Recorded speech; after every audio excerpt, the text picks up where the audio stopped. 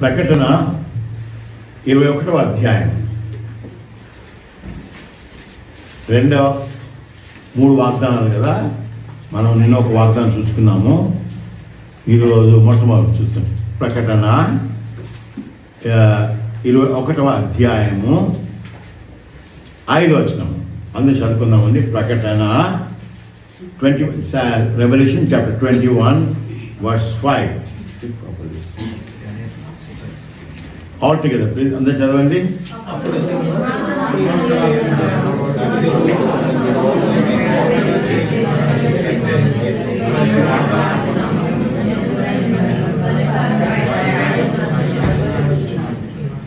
ఇదిగో నేను సమస్తమును. ఈ సంవత్సరం మనకేదో నూతనం ఉండాలా? ఏమండి, పాతది ఇష్టమా? సమస్తం కొత్తది. దేవుడు అంటున్నాడు, దేవుడు సమస్తం నేను కొత్త చేస్తాను. కొత్త చేయాలని ఉదాహరణగా పాత కారు ఉంది, కొత్త చేయాలంటే ఏం చేయాలా? తీసుకుపోవాలి కదా, ఏదో ఒకటి చేయాలి కదా. దేవుడు అంటాడు, మన ద్వారా కొత్త కార్యము దేవుడు చేయాలి. దేవునికి దీవెన కావాలంటే ఏం చేయాలి? చాలా సులువు అండి. దేవుని దీవెన కావాలంటే, you wants God's blessings, it's very simple. అవసరమే లేదు. ఉపవాసం అవసరం లే. దేవుని యొక్క దీవెన ఏం చేయాలి? చదవండి. కొలస్సీ రాష్ట్ర పత్రిక, కొలస్సీన్స్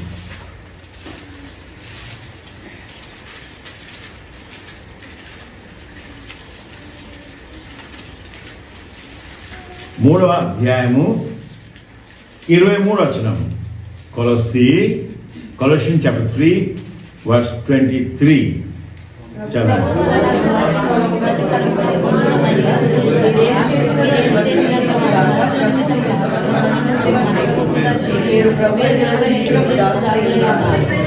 ఏమండి, ప్రభువు వలన ఏమైనా తెలుగులో ప్రభు వలన స్వాస్థ్యమును ప్రతిఫలము. ఎవరు ప్రతిఫలం ఇస్తాడు? దేవుడు ప్రతిఫలం ఇస్తాడు. కానీ ఏం చేయాలా? ఏం చేయాలి? మనము ఏం చేయాలి? హృదయపూర్వకంగా చేయాలి. నా అనుభవం ఏమండి, హృదయపూర్వకంగా చేయాలి. సృష్టికర్త నేను సేవకు వచ్చిన తర్వాత నాకు ఒక ఆశ ఉండేది, నేను భక్సింగ్ సేవ చేయాలని ఆశ ఉంది. నాకు ఇంకేమొద్దబ్బా, భక్సింగ్ సేవ చేయాలని ఆశ ఉంది. అంటే హెబ్రోన్లో డ్యూటీలు ఇస్తారనమాట. 10 రోజులు లెట్రిన్ కడగాల, 10 రోజులు సాపలు వేయాలా, 10 రోజులు మార్కెట్ పోవాలా, 10 ఆఫీస్లో పని చేయాలా, 10 రోజులు అనుమతి, ఇట్లా డ్యూటీలు ఇస్తారనమాట. 10 రోజులు భక్సింగ్ దగ్గర ఉండాలా.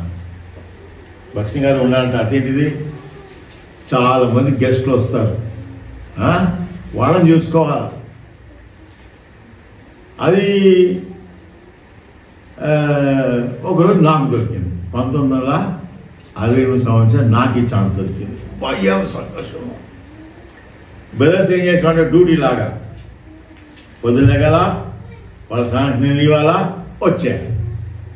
టీ ఇవ్వాలా, వచ్చేయాలి. బ్రేక్ఫాస్ట్ ఇవ్వాలో అట్టనేం కాదు, రోజంతా అక్కడే ఉంటా. ఎందుకు ఈ ఛాన్స్ దొరికింది నాకు?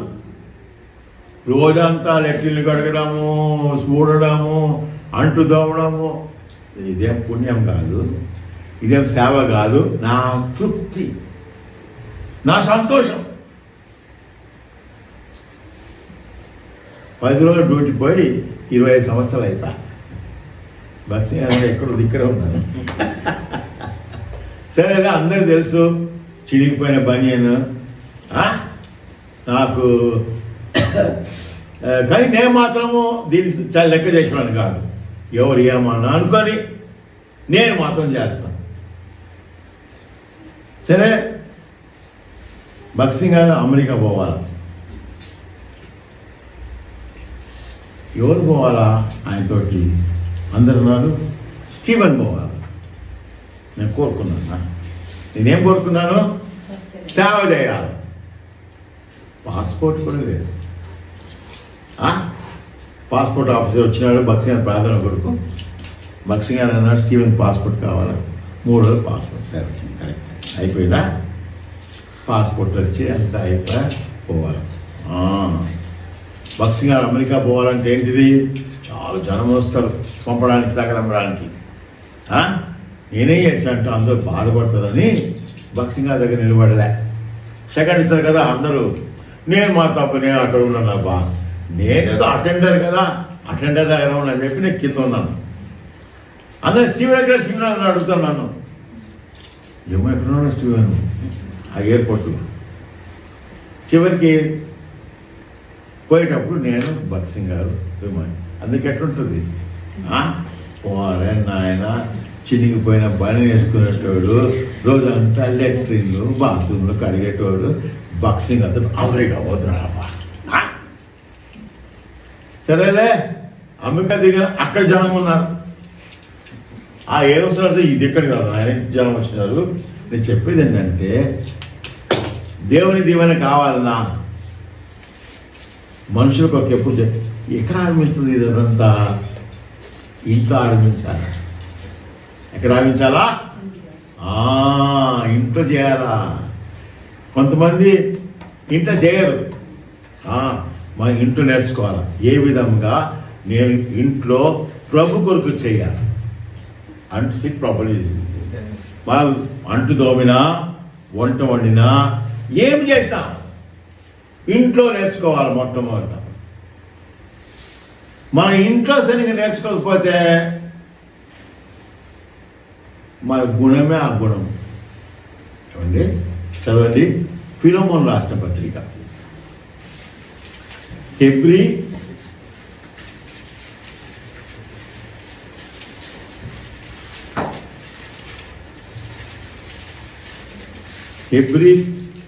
'హెబ్రీల ముందు ఫిలోమోను రాసిన పత్రిక 1వ అధ్యాయం ఉంది. దాంట్లో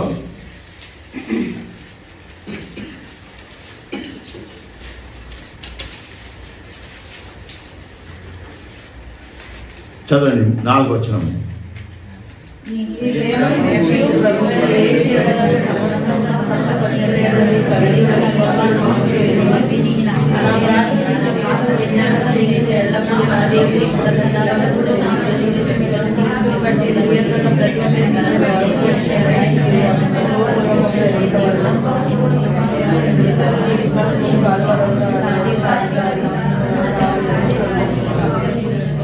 అపోస్తలుడైన పౌలు మోకరించినప్పుడల్లా ఏమని ప్రార్థన చేస్తున్నాడు? ప్రభువా, ఫిలోమోను కుటుంబం ఎంత ధన్యకర కుటుంబం, దేవునికి బిడ్డలకు సేవ చేస్తున్నారు ప్రభు, ఎంతమంది ఆదరించబడుతున్నారు ప్రభు అని అపోస్తలుడు పౌలు మోకరించి దేవునికి వందన చేస్తున్నాడు. కానీ మనము దేవునికి బిడ్డలు మనం గ్రహించాలా. అపోస్తలుల కార్యము 9వ అధ్యాయం 8వ అధ్యాయం 9వ అధ్యాయం.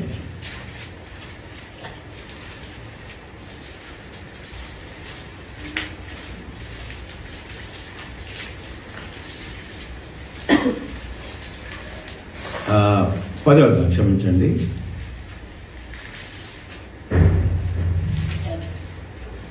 31వ వచనం. Acts chapter 10 verse 31.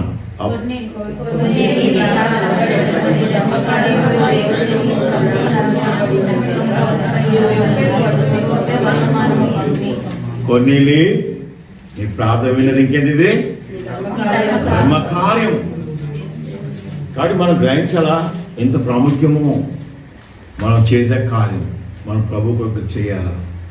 మందిరానికి వచ్చి ఎట్లా రావాలా? నాయన చాలా టైం అవుతుంది, అమ్మా అయ్యా నువ్వు అనుకున్నా అనుకోకపోయినా అదే టైంలో ముగిస్తారు. పాట పాడమంటే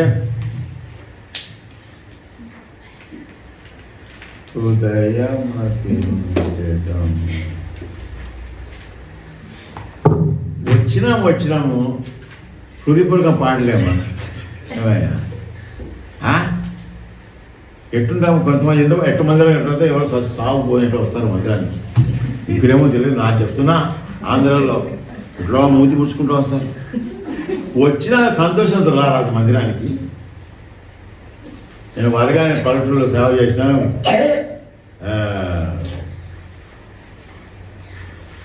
గనికి పొడి నుంచి నడుచుకుంటూ వస్తారు. గనిపుడి తెలుసా మీకు?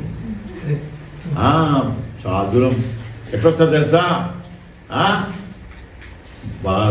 కూతురు, తల్లి, భార్య, భర్త ముగ్గురు నడుచుకుంటా ఎగురుకుంటూ వస్తారు. ఏమంటే మందిరం పోతున్నాం మేము. ఏమండి, ఎవరు బహుమానము? ఏమన్నా త్యాగమా? అయ్యా సంతోషంతో పాడరాదు, సంతోషం మందిరానికి రారాదు. ఎందుకు మూతి ముడుచుకోవడం వస్తాం మందిరానికి? నేను దేవుని యొక్క దీవెన కావాలన్నా సంతోషంతో రావాలి మందిరానికి. భక్సింగ్ గారు మొట్టమొదట చెన్నై వచ్చినప్పుడు ఫుట్బాల్ స్టేడియంలో మీటింగ్ పెట్టినారు. చాలా జనం వచ్చినారు. ఒక ఆయన రాజముని ఆయన ఆ రోజు బ్రిటిష్ ఫ్యామిలీలో పెద్ద అధికారి. ఆయన ఏషా అంటే ఏదో సిక్కులైన వస్తున్నాడంట కదా, పెద్ద గడ్డం ఉంటుందేమో, ఇంత లావు ఉంటాడేమో అనుకో పోతే సన్నగున్నాడు. ఇదేరా నాయన, ఇంతగా ఆస్తి వస్తే సన్నగున్నాడని. సరే భక్తిగా ప్రార్థన చేసిన. ప్రార్థన చేయగానే దేవుడు ఆయన హృదయంలో పశ్చాత్తాపం ఆరంభించినాడు. మీటింగ్ ప్రార్థన మారుమోసి పోయినాడు. మారుమోసి పొందిన తర్వాత మందిరానికి అంత పెద్ద మనిషి ఆయన బాగా వైలెన్ వేస్తాడు. ఆయన భార్య, ఆయన పిల్లలు వీణా వాయించుకుంటా మందిరానికి పోతారు.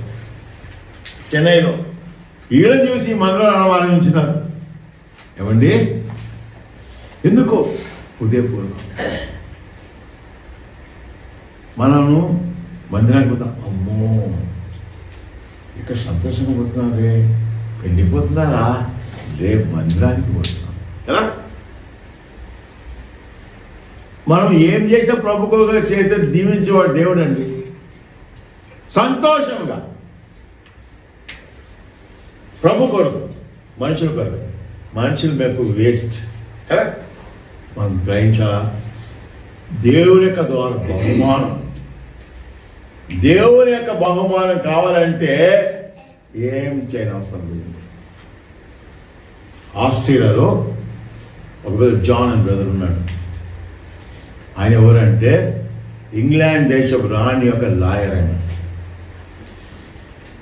Australia supreme court lawyer. ఆయన క్యాన్సర్ వచ్చింది. ఆయన ఏమన్నాడంటే, నేను ప్రభు దగ్గరికి వెళ్తే స్టీవెన్ వచ్చి సమాజాలు అన్నాడు. నేను కోరుకున్నానా? నేను ప్రార్థన చేసినానా? ఏం చేసినా? చీపురు కట్ట. ఏమండి, సంతోషంగా పాడతా, నేను గట్టిగా పాడతా. ఇప్పుడు కొంచెం తగ్గిపోయా, ఆయన పాడితే ఏదో గట్టిగా పాడతా నేను.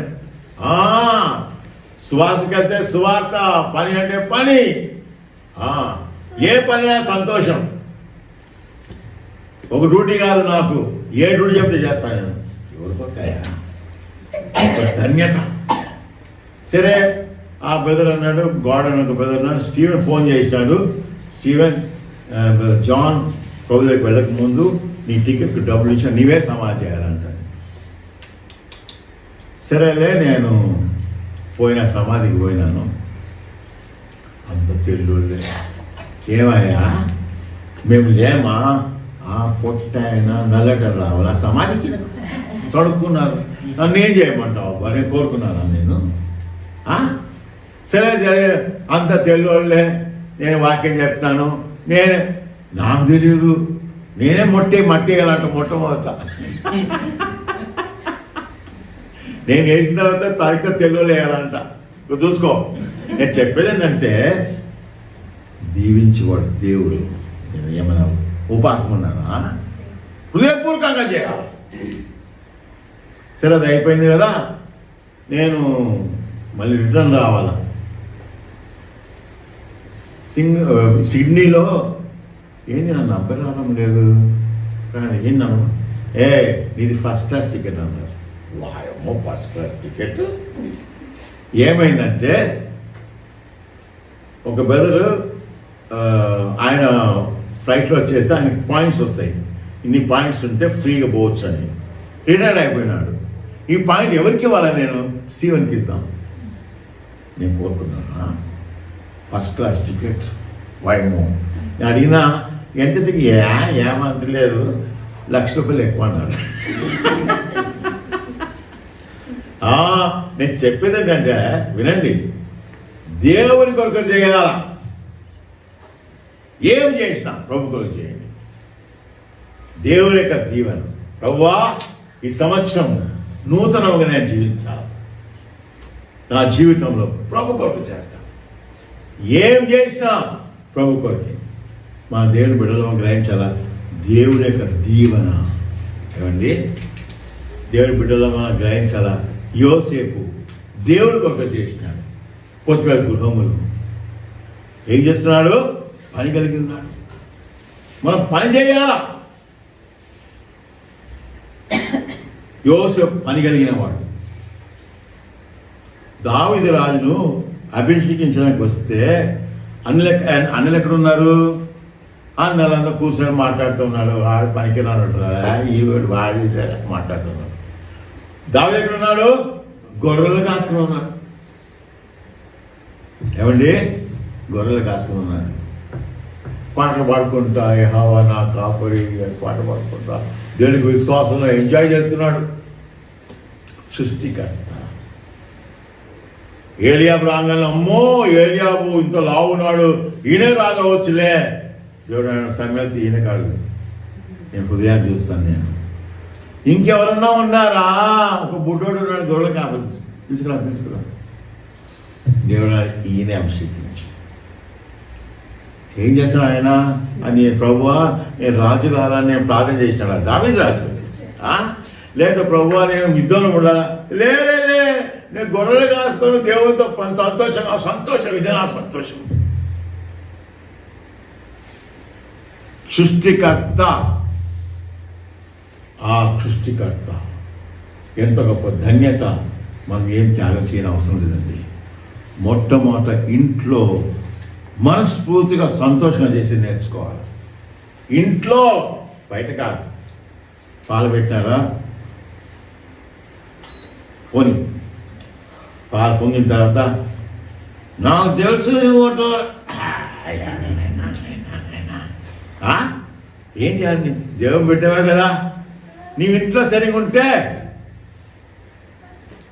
కాబట్టి మనం దేని మనం ఇంట్లో నేర్చుకోవాలి. ఏ విధముగా నేను ఫిలెమోను రాసిన పత్రిక 1వ అధ్యాయం ఉంది, ఇంకా 5 నిమిషాలు ముగిచ్చేస్తాను.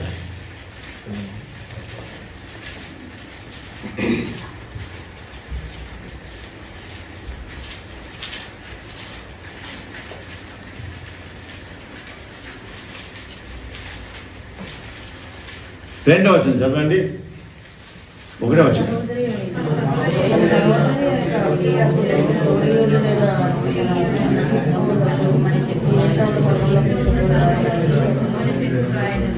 నీ ఇంట ఉన్న సంఘము ఎవరు? ఎక్కడ? ఏ సంఘము? నీ ఇంట్లో ఉన్న సంఘం సరిగా ఉంటే నువ్వు సంఘానికి క్షేమం తీసుకొస్తావు. రోజంతా ఇంట్లో కొట్లాడంటే సంఘానికి క్షేమం తీసుకొస్తావా? ఏమండి, ఇంట్లో ఉన్న సంఘం సరిగా ఉంటేనే నువ్వు సంఘానికి ఏమైనా చేయగలవు.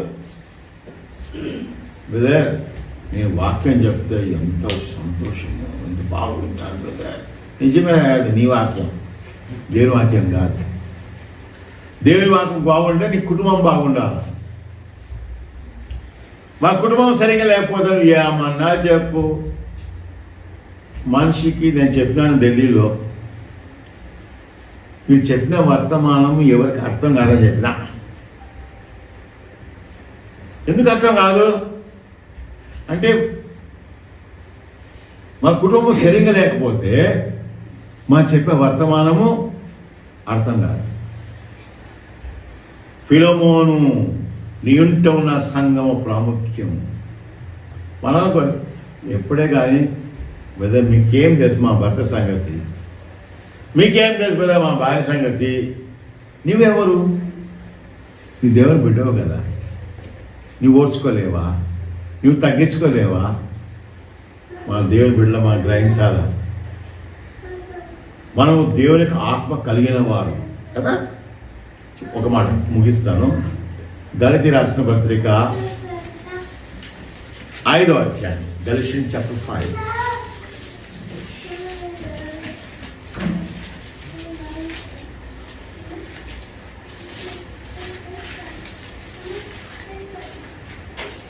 ఈ యొక్క 19-20 వచనంలో 22 వచనము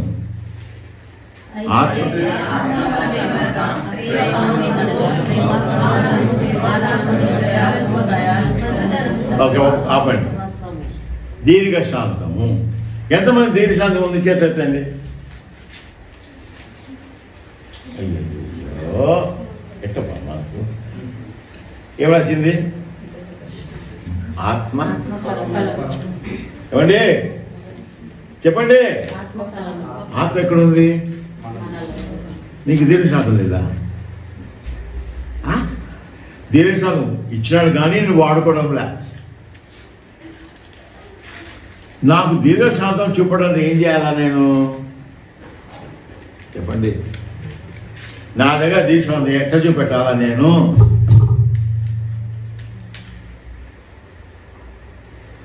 నాకు ఎట్లా చూపెట్టాలంటే నాకు పెనినా కావాలి. ఎవరు పెనినా?